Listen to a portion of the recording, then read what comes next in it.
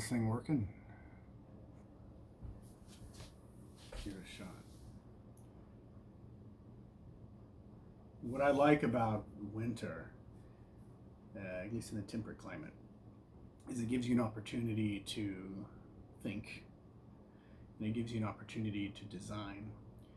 And I've been recommending people, if possible, if they're taking an online permaculture design course, to take one in the winter months. So it gives you time to kind of sit down, plan, drink some coffee, stay warm. So here I am twiddling my thumbs here in January. We just went through a freeze, and I've got some time to think, but just a little bit.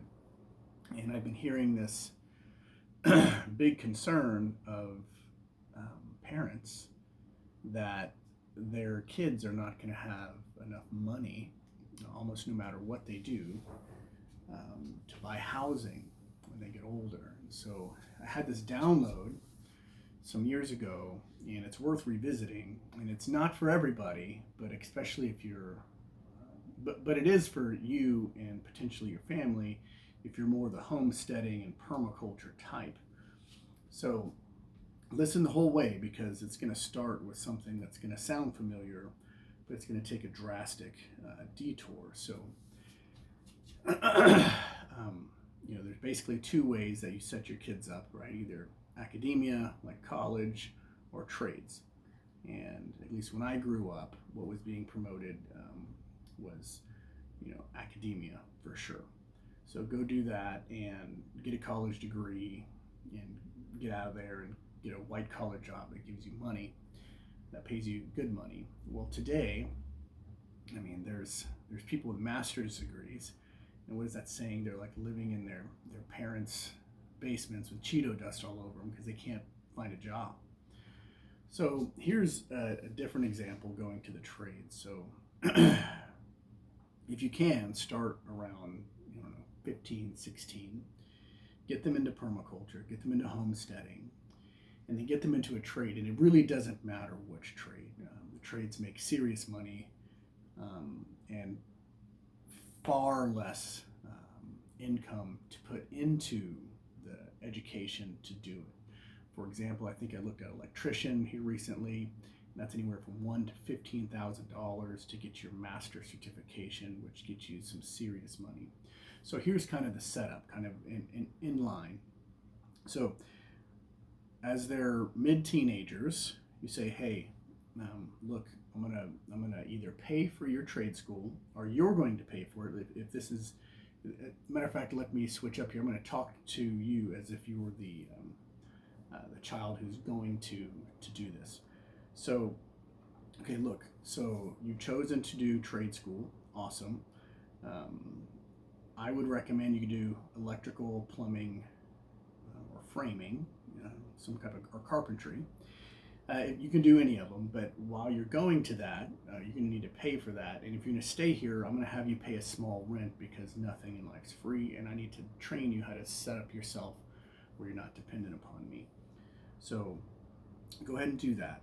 And once you start saving your money that you have in any odd job, and go ahead and start apprenticing or doing whatever you need to do in your trade. So say it's electrical, go ahead and start working under somebody and making money. Now, even that is making really good money. But when you get your certification, even if it's journeyman, apprentice, whatever it is, it's still really good money.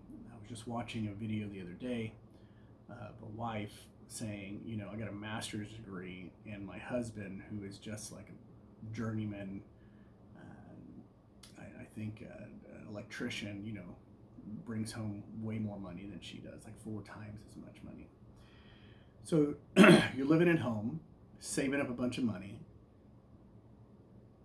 and you're going to turn around, once you save that money, look into the unincorporated areas of counties, at least in the United States, that have limited residential building codes. It's going to make your life easier in the long run. Once you find that, go and buy you a small piece of land and get a mortgage on it. You don't have to move out of your parents' place. Go ahead and do that. And start paying on that and pay it down and start saving up some more money.